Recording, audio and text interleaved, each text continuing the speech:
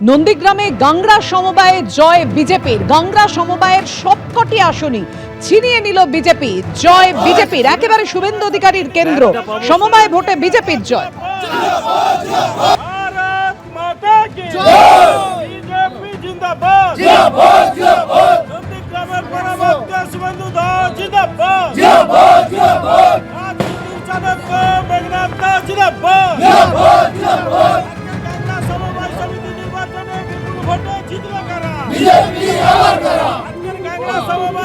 শুভেন্দু অধিকারীর কেন্দ্রে সমবায় ভোটে বিজেপির জয়। 9টি আসনে জয়ী বিজেপি সমর্থিত প্রার্থীরা।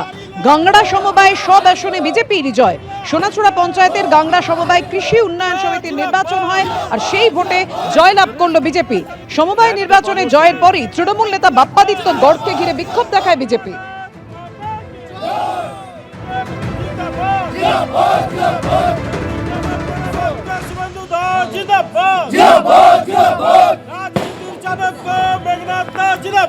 নন্দীগ্রামে গাংড়া সমবায় কৃষি উন্নয়ন সমিতির নির্বাচনে জয় বিজেপি। শুভেন্দু অধিকারীর কেন্দ্র সমবায় ভোটে বিজেপিরই জয়। সমবায় নির্বাচনে জয়ের পরই এই যে উচ্ছ্বাসের ছবি আপনারা দেখছেন, তারপরে তৃণমূল নেতা বাপ্পাদিত্য গড়কে ঘিরে বিক্ষোভ দেখায় বিজেপির কর্মী সমর্থকরা।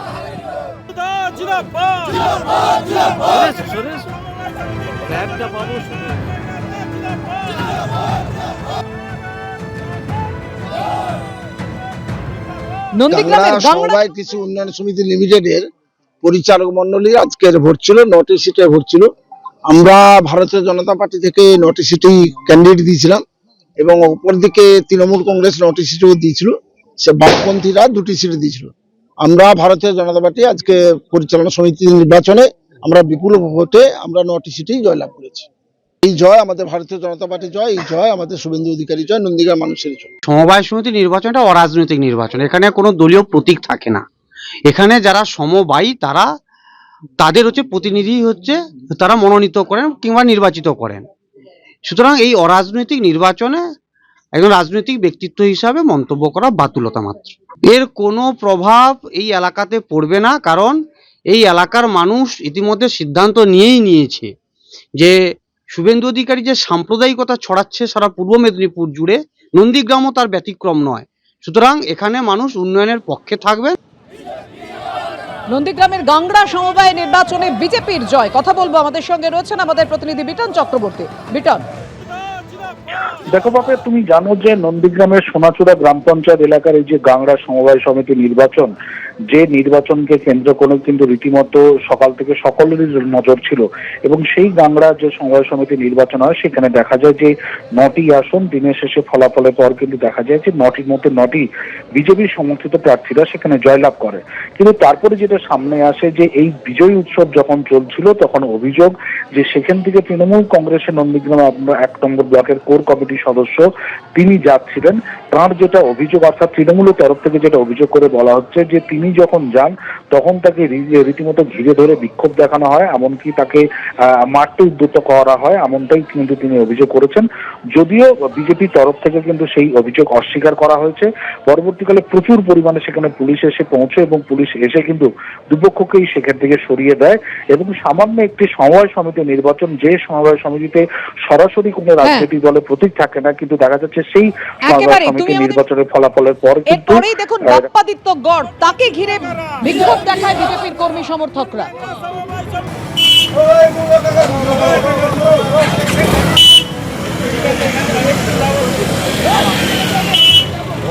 সেই মুহূর্তের ছবি রেখেছি আপনাদের সামনে। সমবায় নির্বাচনে বিজেপি জয়লাভ করার পরই তৃণমূল নেতা বাপ্পাদিত্য গড়কে ঘিরে বিক্ষোভ বিজেপির।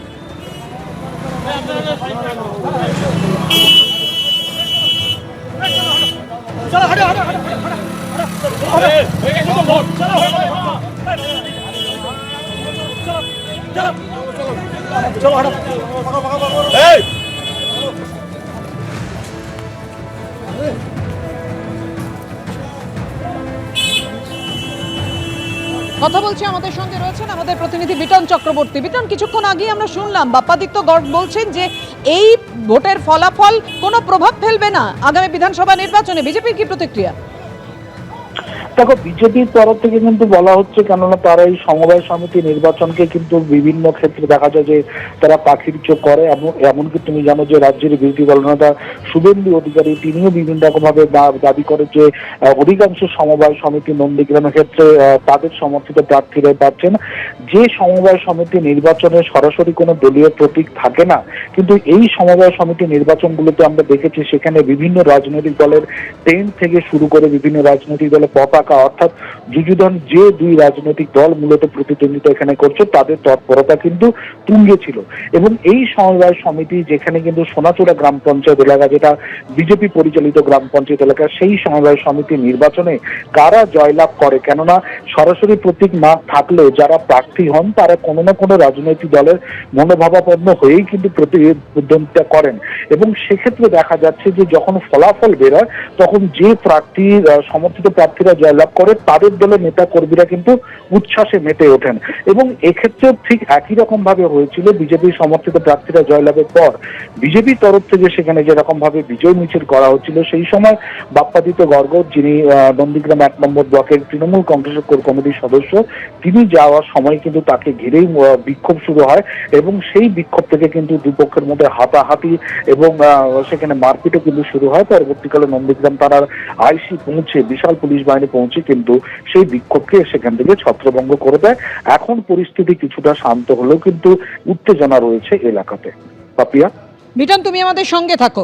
সোনাচূড়া পঞ্চায়েতের গাংড়া সমবায় কৃষি উন্নয়ন সমিতির নির্বাচন 9টি আসনে জয়লাভ করলো বিজেপি।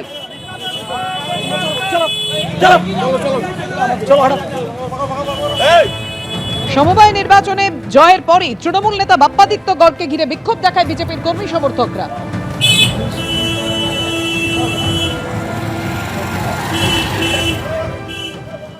আপনি দেখেছেন কিভাবে, যেহেতু বিজেপি এখানে জিতেছে 9-0 ভোটে, সেভাবে পুলিশকে দিয়ে আমাদের কর্মীকে কিভাবে পুলিশ খালে ফেলে দিয়েছে। দেখুন, সেন্ট্রালেস অবস্থায় আছে, মরণের সাথে লড়াই করছে।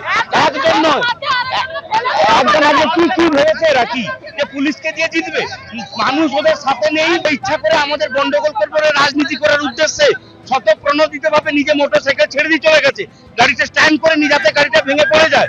এইসব নোংরামি হবে না। পুলিশকে দিয়ে এমন ভাবে মারলো, একটা ছেলে দেখুন তার হাত ভেঙেছে, তার কি অবস্থা হয়েছে দেখুন। পুলিশের বিরুদ্ধে অভিযোগ মারধর করা হয়েছে।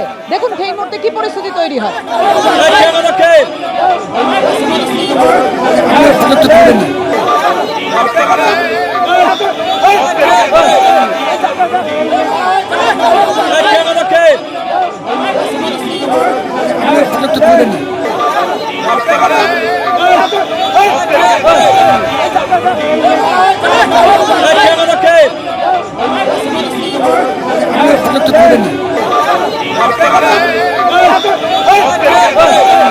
এবিপি আনন্দ, এগিয়ে থাকে, এগিয়ে রাখে।